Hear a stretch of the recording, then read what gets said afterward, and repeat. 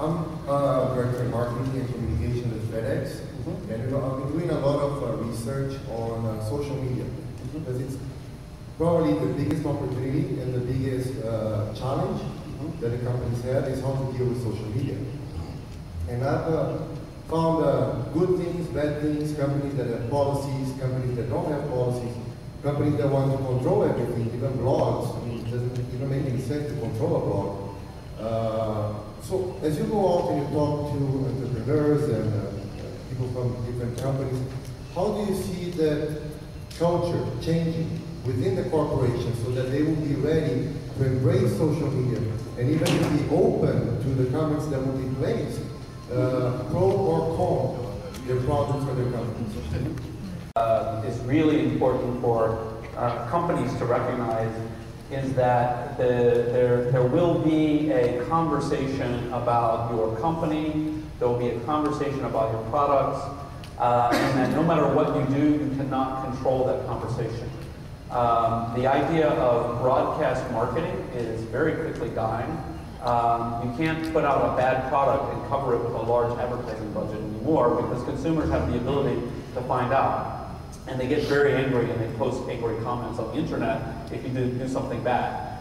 And so I think part of it is people who are in positions of authority in big companies like Federal Express, they need to realize that it's not a question of if we should, it's a question of when we will. That participating in that conversation is mandatory. And so how do you do it? What are the effective ways to do it? And some of the basic principles are actually quite simple, and in certain ways they're very old-fashioned. It's old-fashioned customer service. Somebody has a complaint, you try to solve their complaint. If something goes wrong, you need to be responsive and quickly responsive. But it's also, it's important for people to recognize how often some things just go completely wrong, and companies end up in a bad situation sometimes through no fault of their own, or through some minor fault of their own. One of my favorite examples in this regard is a few months ago, Amazon.com, in their English language website, they accidentally removed all of the gay and lesbian books from the search index. And so the way they handle the search is when you go and you type a search, there's certain things that you don't find in that search if it's pornography or something like this. Things they sell but they don't want to show up on the first page of the search results. Well, they accidentally took out all of the gay and lesbian books and actually categorized them as being pornography, essentially, right? Well, this happened late on a Friday afternoon, and on Twitter, people went absolutely berserk. And there was a whole weekend, it was the Amazon fail tag, and people were talking about a boycott, and we saw people who were sort of really angry with Amazon and saying, what kind of right-wing, oppressive, old-fashioned censorship is this? Well, I know Jeff Bezos, and I know the company. It's a very progressive, very modern company, but they were very slow in responding. I think at first they didn't know what was going on. It's on a weekend, the communications people weren't at the office and so forth. And what happened, it turns out what happened was, because they do have a system for removing some things from the search engine that would be offensive or pornography or something like this, they had the system, and somebody working, a programmer in France apparently, was making some adjustments to the system and accidentally moved this category of books to the wrong category. It was a programming error. It was not intentional, and certainly was not intentional on the part of the management of the company.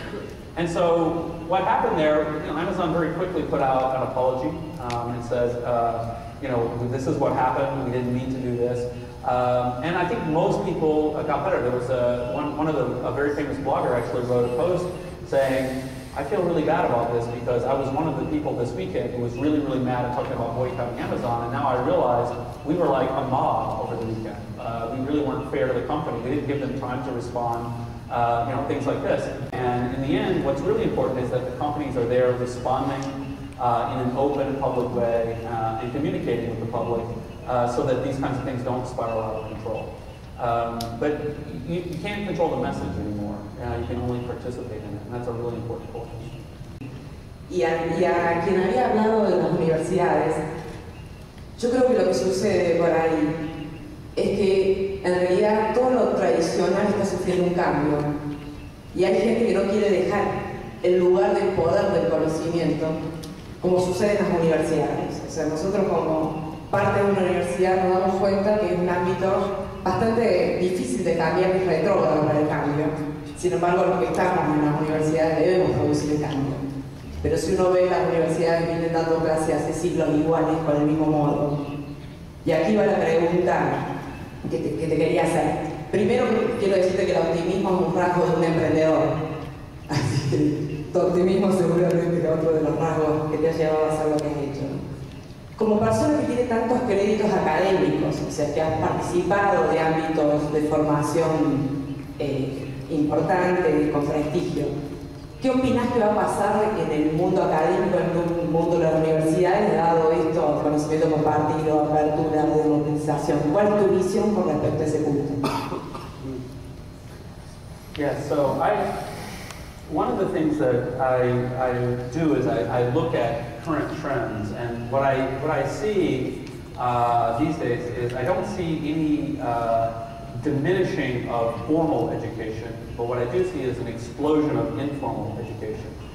So people still, they go to university, they get degrees. This is still a very important part of education. And at the same time, people also expect that they should be able to learn things on their own.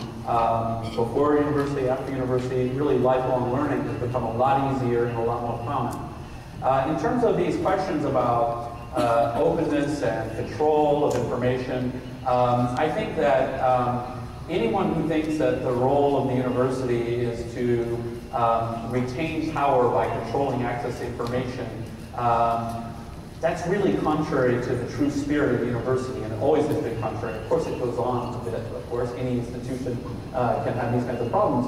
But I think at its core, virtually all academics will say our role in society, our bigger role in society, is to spread knowledge and to educate as many people as possible. And of course, at the end of the day, we have to make a living, and so we have to charge fees or whatever. But our role is not to be I mean, it's a sad day if the role of the university is to prevent learning so that they can maintain power. That doesn't make any sense at all. And so I think there's a spirit within the university that's almost universal, that sharing knowledge, spreading knowledge, new technologies for educating people are really core to the future and a really important thing. So how is learning changing now? There are a lot of ways that it is changing. And I think there are a lot of ways that in many areas the traditional mode of education is increasingly outdated and slow.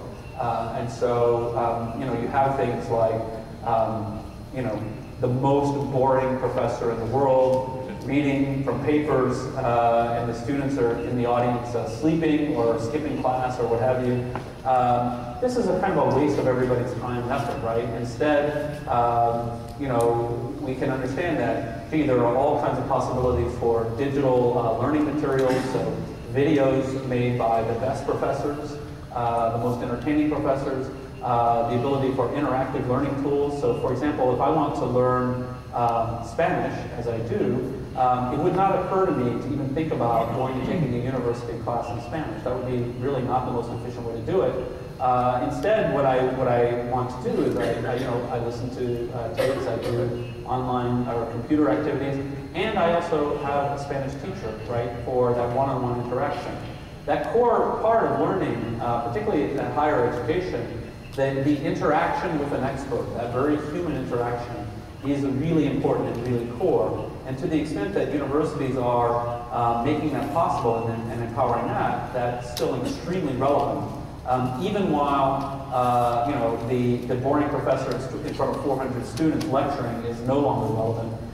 The office hours, when the students come by and ask questions, small study groups, work groups guided by a professor, these things are very, very important and very relevant. And so I think that we'll see a lot of the things about the university that almost everybody agrees don't work very well beginning to fall by the wayside. We don't need to do it that way anymore. And the areas where the university really excels, I think, should be emphasized. So I don't know if that's a very insightful answer. It's kind of basic, but that's how I see it.